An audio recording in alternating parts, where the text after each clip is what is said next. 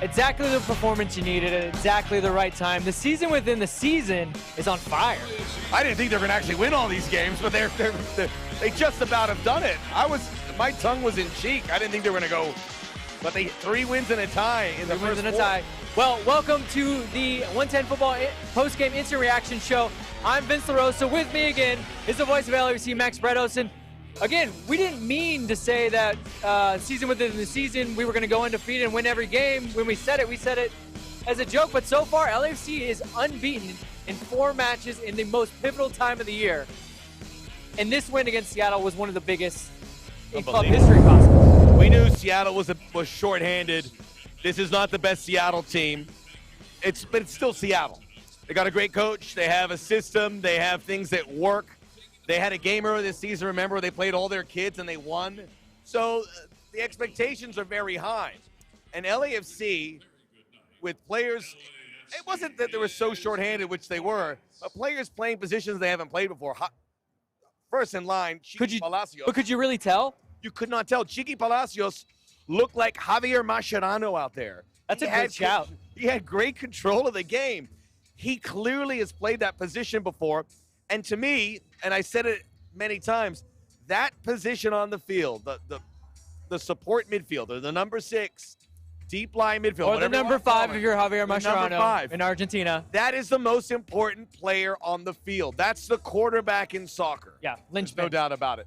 And I got a real hot take. Should I save it for later? Oh, save it for later. Save it. Hot take. Save it for later. But let's stack it up. Raheem Edwards playing in midfield. Chiqui Palacios playing in midfield. Carlos Vela finally gets into the game. Let's see. Sifu can't play at all. He's out because of yellow card accumulation. Edward Atuesta is out. I mean, everything was seemingly stacked against the team. And we talked about them buzzing all over the place. Yeah. They did that. They filled the space everywhere. Yeah. And that is a collective effort. Marco Forfang, Kim Moon Hwan, Seb Ibiaga was fantastic. Everybody, they felt completely in check. They got the clean sheet. It never really felt in doubt. There's a couple close calls, but there wasn't anything harrowing by any means. Yeah.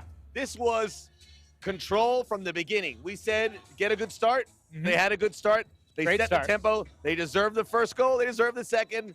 They deserved the third. Yeah, they really put it on the Seattle team. And to be honest with you, Seattle wasn't dangerous other than set pieces, I felt. A lot of corner kicks. And then a really good performance from Jamal Blackman. And to your point, it's going to be very hard to pick our stock rising in this game. Yeah. It's going to be very difficult. You know what else is going to be hard to pick our stock falling because there's not much to pick from it. But just in case you're new to what we do here, we just kind of give our emotional reactions up front, which I think we've done a pretty good job of. And then we move into headlines. We do a stock rising. We do a stock falling. Sometimes our producers get in our ears and let us know the things you're saying. So if you got takes in the chat, let me know who's your stock rising, who's your stock falling. What was the moment of the match for you? It was an incredible match from start to finish. A team performance for 90 minutes. You have to remind yourself, we haven't seen this all season. The Sporting Kansas City 4-zip victory felt like a one-off. Yes. This was a result of what's happened over the last 2 weeks, yes. right? Yeah. It was a culmination of what they've been putting together. Everything we've seen in the San Jose game, the Dallas game, the Minnesota game, even though the Minnesota game was very different than this, all of that was in place to where you have a team now bristling with confidence. Mm-hmm. And everyone in the West is hoping they don't make the playoffs because it's only going to get better, and nobody wants that heat. Yeah, they're only going to get healthier. Well, and to your point, look, they go to Dallas, they have a horrible game, they come back and win. So they put that in their belt and go, okay, we can do that. Then they go to Minnesota and go, man, we are shorthanded, and yet we were still able to hold back Minnesota, who is seemingly a good team, at least a very talented team. And also in their place on a big night. And they put that in their belt. And that just all culminated in tonight where it was like, guys, we know that when we're shorthanded, we can play well. We know when we're up against it, we can play well. So, I don't know. Maybe we never should have doubted this team coming into this match. Well, look, they dug themselves such a big hole, and they dropped so many points. And as I told you, if they don't make the playoffs, it's not because of what happens in these last 6 games. It's what happened in May, June, July, August. Dropping points that they really shouldn't have dropped along the way. But it takes a while to get together. They had bad breaks. They're not having bad breaks now. They had a lot of... I know they're winning penalties finally. They're winning penalties. They're getting goals in all kinds of variety. It's a great spirit about the team, and they're really close right now. They are in the playoffs.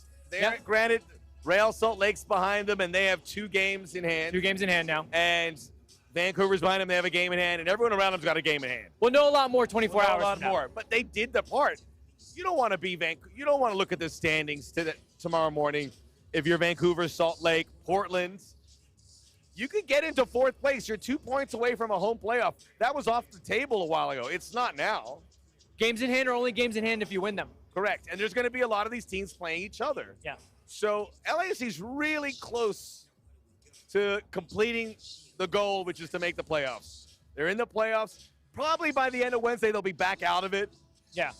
Who knows? Possibly. But not by far. They'll definitely be able to keep pushing it. No one's playing as well as LAFC is. Right. And that next match in the 4th through 9th spot. Right. And that next match is against a direct competitor. But a lot of people are in the chat and they're asking, where the hell is Connor? Where the hell is Connor? Where's Connor?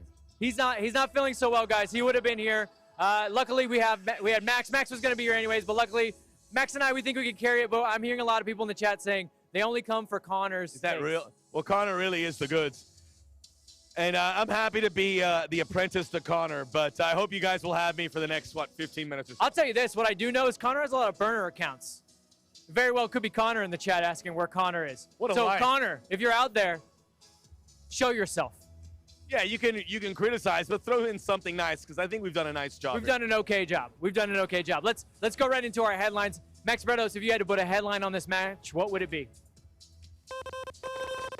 I would put in the what's a good name? I haven't thought of a good headline thing. I was so into the analysis. The jigsaw piece is falling into place. Okay, I like it. I think what you're going with there is, we had to tinker a little bit and move some guys around. Is that where you're going, or am I off? Yeah, we did. We had to tinker, and everything kind of fit into place. Really, Chiqui Palacios, in particular, brought it all together, the great energy. Raheem Edwards, everyone just pushing forward, lots of positive movements throughout the day. So, yeah, the jigsaw puzzle's complete. I'm going to go with, you know what I love? And you were in Italy for a while. The Italian newspapers always have fun, punny headlines, right? I'm going to go with a sound victory. Ooh, you see what I did there? I just got fired from my newspaper job. Well, look. You got promoted. Look, like we said, I think the first 5 to 10 minutes, they did a lot of what we wanted them to do. We wanted them to be energetic, be aggressive around the pitch, but also when you win the ball, cool head, knock it around a little bit. Knock it into space, find spaces, just feel things out. I think it dipped a little bit when they started to maybe go too direct. Brian Rodriguez got a little dribble happy for a second there, but then when they started knocking it back around again and that first goal comes, which was gorgeous first goal. I mean, the link up across the between the eights from Latif to Raheem, the window that Raheem saw, I thought the window had closed. He saw a different window, and just to slide that pass, perfect weight, Brian's ability to just tap it between the legs, and then they seemed to even settle in more and just get all cool and calm, and they were really just making Seattle go around in a merry-go-round. What you said about Brian Rodriguez, and he's always pressing, trying to beat guys on the flanks. Yeah. To just find that fine line, there was a big gap. Raheem Edwards put it in there, and Brian Rodriguez got on the end of it and tucked it away. It was a well-oiled machine. Everyone was getting those touches in. There were a couple missed hits, but nothing. I mean, Raheem had that one ball that he played across the field, which he shouldn't have done. But those bad hits, they're usually in the double digits. Yeah. In other games, they've trimmed it down. We know it's not going to be a perfect game, but just limit the mistakes. Yes. And they did that in a huge way. Well, limit the mistakes, but also pick your teammates up. Bob's always saying that, right? Mistakes are going to happen, but we need to be ready for them. We need to react to them, and I thought they reacted to everything really well. I mean, like you said, there was that ball. As good as Raheem's pass was to Brian, there was that ball where he decided, I'm just going to fire it across my own 18. And they rejigged around. They didn't put their heads down and just be like, oh, God, what is he thinking? They were able to get back in front of it, stop play, start again, and go, relax, tranquilo, and they put it all together. A lot of people are getting great headlines, by the way, in the chat. Headlines about Jamal Blackman, who I thought was great. Headlines about Chiqui, who Can I give you a bonus headline? Yes, you're feeling it now. Now yes, you're feeling it. Okay, let's see it. Left footers of the world unite. Right? Left footers. I'm a left footer. Proud left footer. I'm right-handed, so I'm loyal to the right-handers, but I'm very loyal to the left footers. And left footers, yeah, Chiqui, Do you think we set a record for the amount of left backs in the match? Yes, Jordan Harvey came in late. Even Jordan Carlos Harvey Vela, got in there. Raheem Edwards. Look, we have found the keys to MLS. Play as many left backs as you can and play them in as many different positions other than left backs. I think we figured it out. We cracked the code. We didn't know who was going to play that midfield. We were terrified. No, we were. The options were decimated. We were, and when Bob Bradley in the press conference floated the idea of Cheeky Palacios, I thought he was just kind of giving us some takes. Cheeky was great. Cheeky was amazing. I mean, man of the match. Man of the match. His ability to be a ball winner, but then also be clean in possession and quick in possession. He linked to play, just incredible. First time we've had a really true ball winner as a 6. Do you think he stays there? I don't know. He might have a future there. Well, in the short term, we heard from Bob yesterday, and he said Eduardo Atuesta's return to action is postponed or it's been pushed back. Well, he hasn't been coming along the way that they hoped he would. Thank you. He's not coming along the way they did. So Sifu will be back, but still have a ball winner number 6 support player, which was Atuesta and Ginella. You still need that. So I think Chicky plays there against Vancouver at the very least. And maybe even, look, we've seen Edward at times play higher up the field. It's an option. It's a real option. Look, in 2019, 2020, we saw a couple times where Eddie Segura played at the 6 and they pushed Edward up to close out games. I like having options. I love the options. Look, I'm an Italian guy. I love tactical. I love changing systems. You love being able to move from the 5-3-2 or 3-5-2 or 3-4-1-2, whatever, Bob, to the 4-3-3 mid-game and back and forth. That's what Italian teams do. I love that. We didn't have that adjustment in the back line today. We didn't have to. Didn't have to. For once, didn't have to. Put it in the bank account for next time. Yep, next time. All right, well, let's move on to stock rising. This is going to be tough.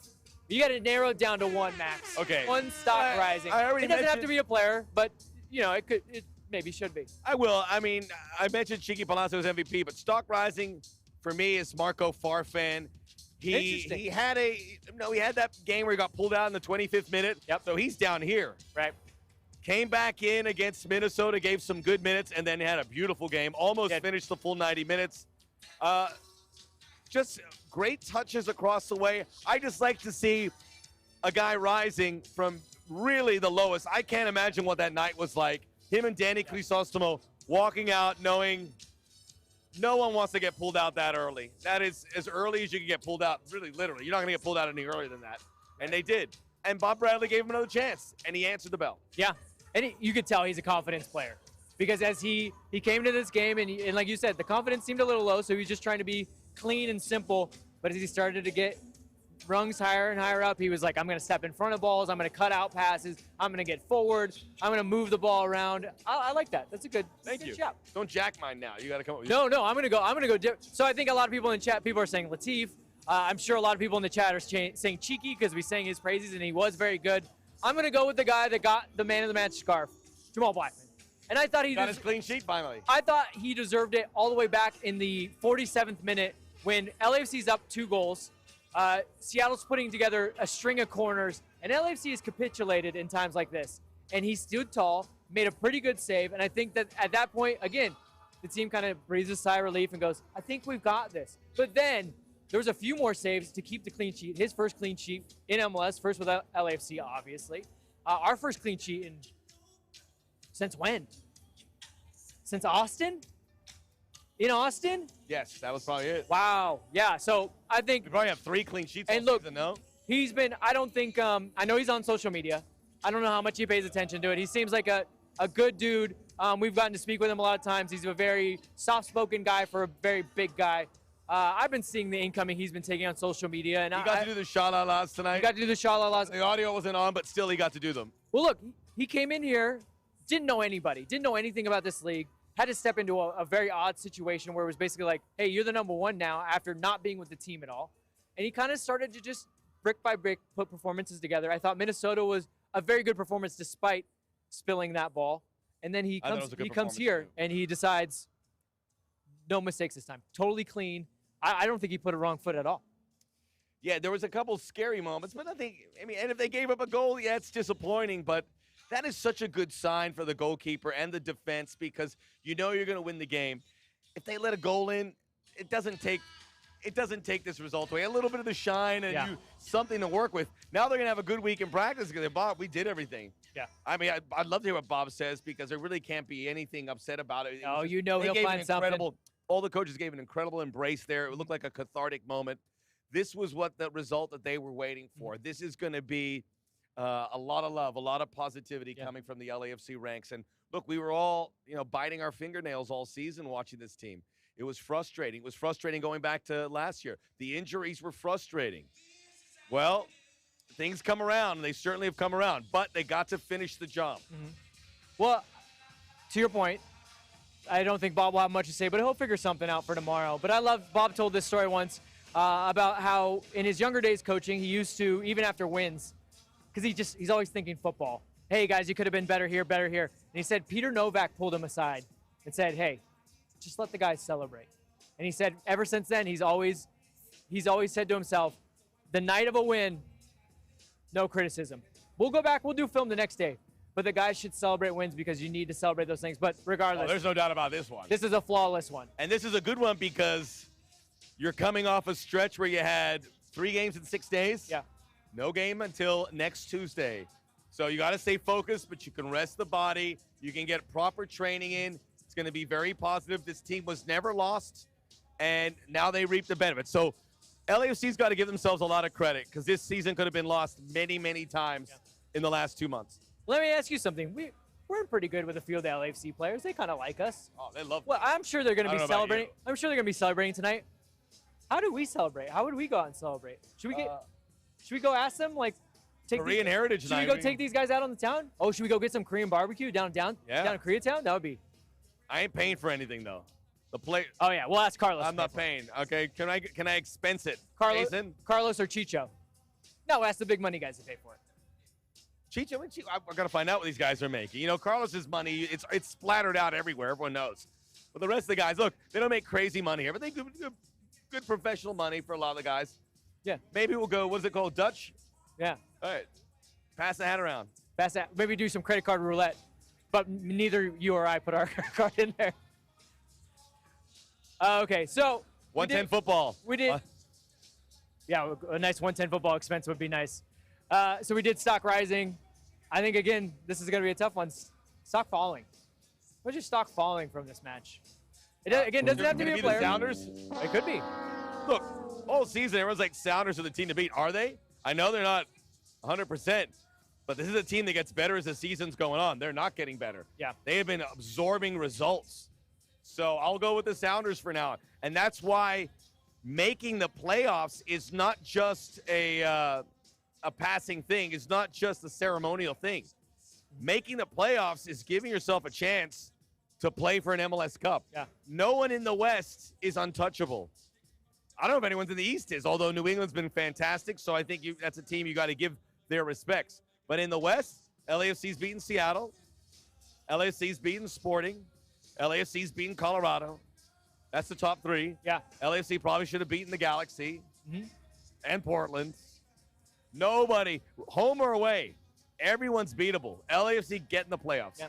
And actually, when we were speaking about shutouts, the last time we shut out a team, SKC, 4-0, September. Wow. So, yeah, Colorado, we can beat. I mean, we can beat anybody. Yeah. We can beat anybody. And Seattle will say, well, we were out without Rui Diaz. We're out João Paulo. I mean, in a lot of ways, that was like for like what LAFC was missing. We didn't have Sifu, didn't have Atuesta. They miss João Paulo. That's a guy. They miss him a lot. He could have gobbled up this midfield. But they should be worried, right? Because Rui Diaz's injury is a hamstring injury.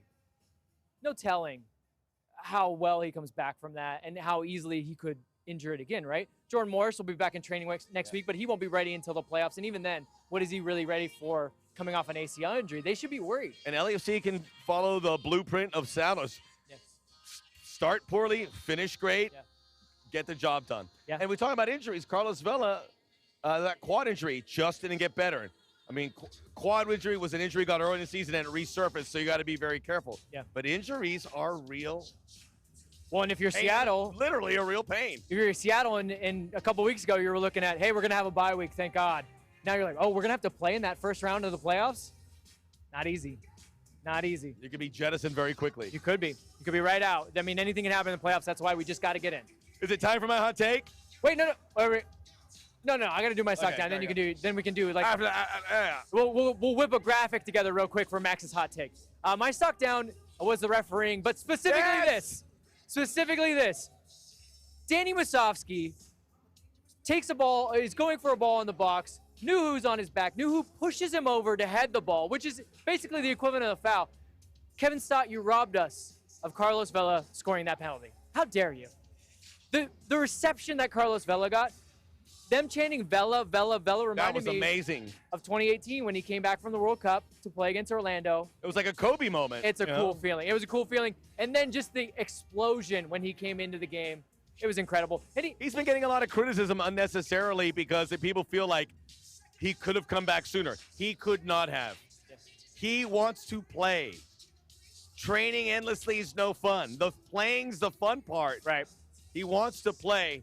Obviously, the club is taking precautions, and it finally happened here. We were worried maybe he wasn't going to come back this season. He's back. I think if they had some bad results on the road, he probably wouldn't have. Because why? You just shut him down. Right. If they lose this game, you're like, Carlos, let's just wait, see how it goes through. Yep. Again, we dodged a really unpleasant post-game show. Yes, we did. I did it with my KCOP this weekend. You dodge it, and now we can spin it forward. It's a tough one when you're like, it's bad, but it's not so bad, and we don't know if it's over yet. But this one, we're very much alive, and I like being the team that's ahead of other teams in terms of games played because we've already done our business. Nothing more we can do. We've done our business, and they're going to look at us and go, wow, incredible performance. Yes. And feel the pressure. Everyone knows they have to get results, and we said Minnesota plays the Galaxy and Vancouver. Real Salt Lake will be kept busy. Real Salt Lake has a road game. They don't coming up. They don't really do well on the road. Nope.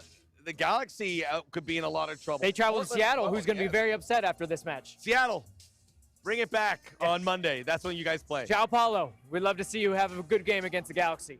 All right, Max. Now it is time for Max Barrow's Hot Take. This is a special feature of this postgame. What do you got? Max Barrow's Hot Take. Can I get this camera right here? Wait for it. There you go. Come here. No, we can't zoom in.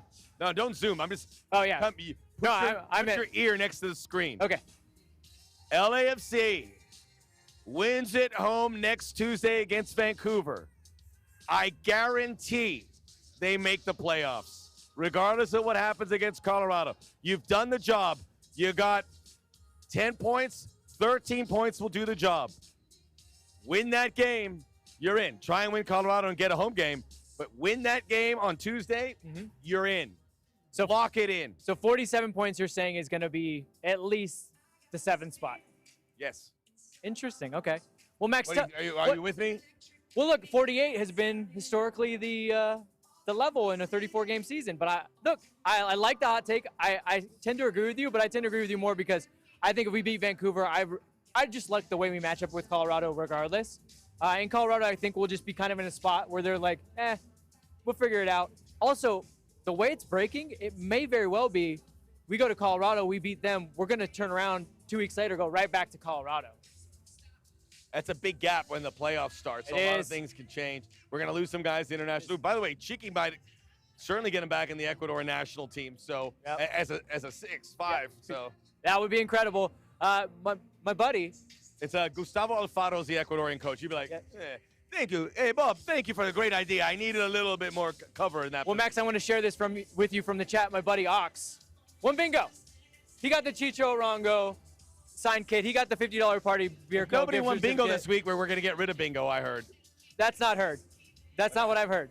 All right. Ox, though, is Ox, you're far away, bro. Maybe you send the party beer code the way of your two buddies here. Where are you? Where is Ox? He's all the way out in Kansas. Oh, he can come back to Party Beer Co. Of course he can, but also we'll be there sooner, so maybe. Yeah, Ox. There might be an expiration date. Maybe it was a little Vince and Max luck that rubbed off on you. But Max, what is your social media handle now that you've made this proclamation? Because I want people to be able to say that Max was right about the Vancouver game. Yep. About your hot take. I want them to be able to like a hashtag directly at you. No, what's your handle, just in case people don't know? Oh, for my Twitter? Yeah. Max Bredos Sports. M Bredos is there my it is. Instagram. It's on the screen. And check out the Soccer OG on YouTube if you really want to be entertained. There you go. That's a very wordy handle, isn't it? It is, but it's okay. It used to be Max Bredos ESPN, but I don't work there anymore. I'm not giving them any more love. Well, I don't work at LAFC anymore. Mine's still LAFC. A lot of Vince. S's. Like if that was the clue on Family Feud, and I said, "Can I have an S, please, Pat?" I'd be able to get it. Family Feud. Whatever, Family Feud. Wheel of Fortune. Wheel of Fortune. Family, I'd like to solve the. I don't know. Family Feud is Richard Dawson.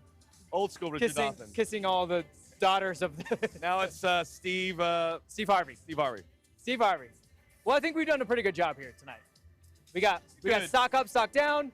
We gave you playoff scenarios. We gave you all the best players of the match. And we were here at the stadium. We were here at the stadium. The greatest, wonderful place We got on to earth. share with you what the feeling was like when Carlos Vela came to the match. If you weren't here, it was incredible. I'm sure there will be plenty of videos that LAFC will be putting out. We got to rip the referees. So let's take a look at the schedule. What we got coming up for next week. Friday, of course, is the big show, the 110 football show. We'll be actually tomorrow. I have to wake up very early to go get out there to Burbank and record it. You know, because that's what I do for you people. I love you people. Tuesday, as of right now, is the Max and Vince podcast. It may be moved only because Tuesday is also the virtual tailgate. It's a game against Vancouver. We feel like that's going to have serious ramifications, as Max We'll be in the already playoffs, said. according to me. We'll be in the playoffs. So Max and I might try to get out to training after that game to celebrate with the players, or at least just hear what they think about it. They won't be celebrating yet, of course. We'll bring some bubbly, and we'll see if they want some. Stay tuned on that Max and Vince podcast. But for sure, we'll be back here at Bank California Stadium for that virtual tailgate. Max, you'll be calling that game, correct? Correct. Bally Sports. And I got word we may have a very, very, very special guest in the booth. I don't have it confirmed, but we're very close. Can you give a hint? I don't want to give a hint because I might give it away. But it is A-list. All right. In the booth. Tell him to bring his cowbell. So tune us on All right, everybody. That's been a great. Max is out. He did a great job. Thank you so much for joining us. This is the 110 Instant Reaction post-game show in partnership with Adidas. You guys have been great. Max is very mad at me. We're going to fight after this. Good to see you guys.